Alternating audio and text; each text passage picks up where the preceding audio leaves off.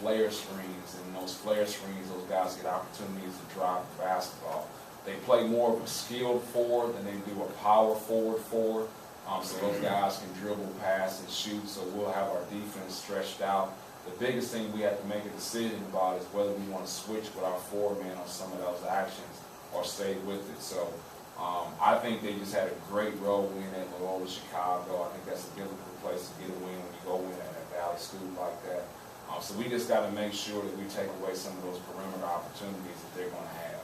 Obviously, I mean, you guys have experienced losses more than you wanted the first 2 years, but you got that first loss against TCU. Any change you saw in that first loss compared to previous couple of years with the loss? Well, I think for the most part, our guys struggle when they have to play back-to-back games like that.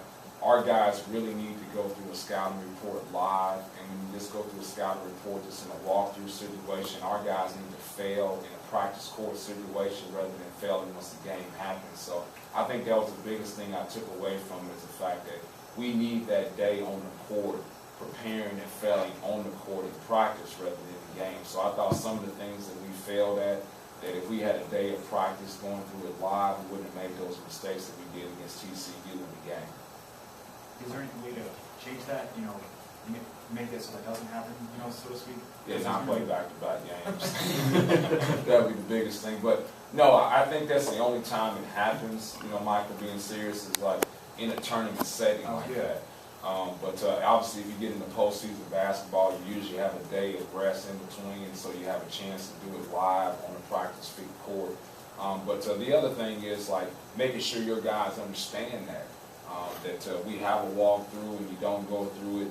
Our guys knew what they were supposed to do when you're walking through it. And when you're doing it live, fast-paced, they had a difficult time understanding the adjustments they had to make. So it's just something that you address and talk about, something we need to grow in as a team.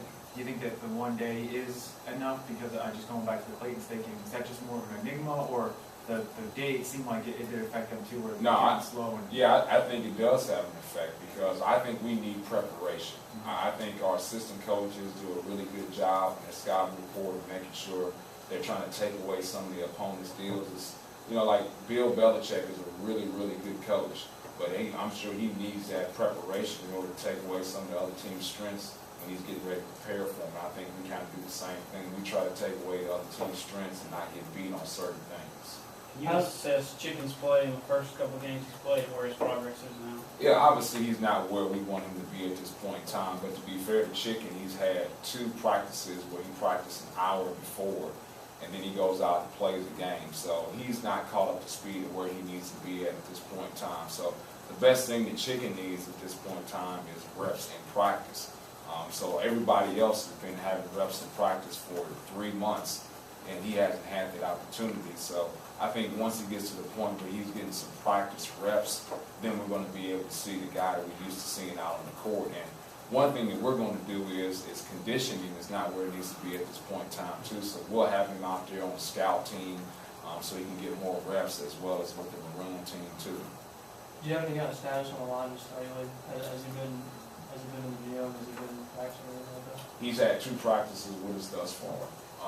He's not in basketball shape. He's in football shape at this point in time. So, and I told him to Elijah, this is going to be a situation. I hate to go back to math analogies, but that's my background here.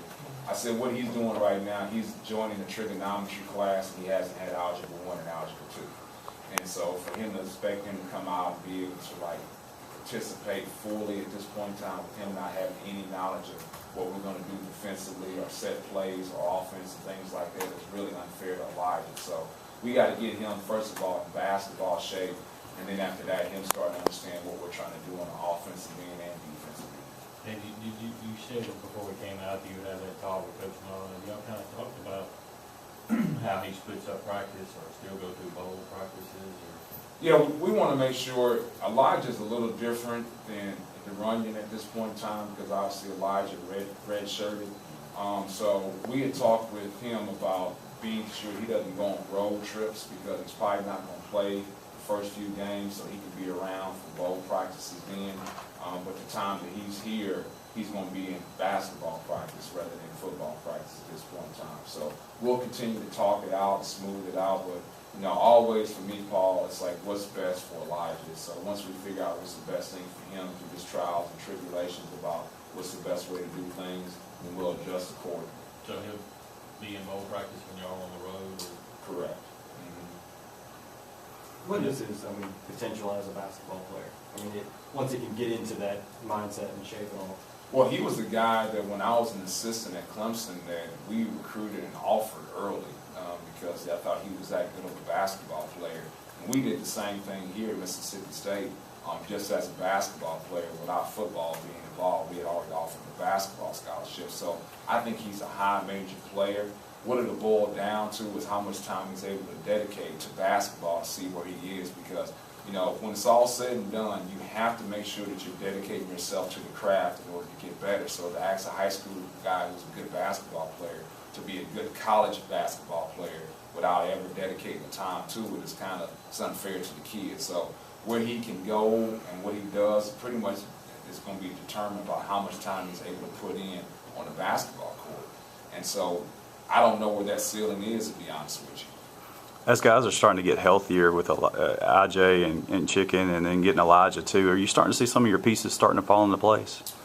Well, I would like to think so, but I don't think IJ and Chicken are where they need to be at in order for us to be really good at this point in time. They need to continue to get more reps, and they need to get out on the practice court more. They need to be around our team more, get acclimated more. And then once those guys get to where they were last year as far as basketball players, obviously you want them to be better. But then I think we'll truly be able to see where we are. How did Chicken respond to the back-to-back games? He was fine. We made all our guys get an ice bath after that first game anyway. And so he came back that second game with no sort of ill effects. So he didn't have any sort of problems at all with that second game. And then the day after that, he was fine too? The day after that, yeah, he was fine as well too. What was the discussion like with Coach Mullen about Bear as far as when he joins the team? There was no discussion. Okay. He's still playing. That's why I was saying it's different. Right. Elijah's situation is different than DeRunyon because DeRunyon's going to be getting ready to play football still in the bowl game, whereas Elijah's not preparing for a bowl game. I know we bring it up a lot, but I guess it's kind of a good example of needing Daniels to be that aggressive every night. He showed out against St. Louis and then the next night 5 points. How do you get him to be, or is that just going to be an ongoing thing to get him to be aggressive every night? Well, I'm open to suggestions, obviously. But I think some of these guys that end up having a background in psychology and then end up being a basketball coach is probably the best way to go. So if you think about getting into the coaching profession, you probably want to get a major in psychology and then go forward from there. But we just got to continue to harp on him to be an aggressive basketball player. I think what I said before is that he wants to be part of the team and wants people to like him, that he doesn't want him taking shots or him not passing the basketball to have an ill effect on how people feel about him. And people like Travis regardless, and they know he's an unselfish kid. We need him to be selfish. And we also need to make sure we put him in situations as a staff where we make him score. We run set plays for him where we're trying to get him to be aggressive and be in an isolated space for him to go make plays. So it's a work in progress, and it's something that he's never been asked to do before. When he was at Shelton State at junior college, he platooned. And so there was just like equal share of minutes and equal share of opportunities to score the basketball. So this is all new to him. And on top of that, he hadn't played basketball in a year and a half. And he's competitive. So there's a whole bunch of things being thrown at him at a short amount of time. So we have faith that he'll get it. But my hope is that what you saw against St. Louis will be more commonplace. Obviously, for the RPI, you talked about the road wins are big, but just as a program to win on the road, get those guys accustomed to how important is an individual rather than resumes and all that nonsense. Yeah, to me, it's the most important thing. If you have a team that can win on the road, we always say that one thing that travels is like defense travels.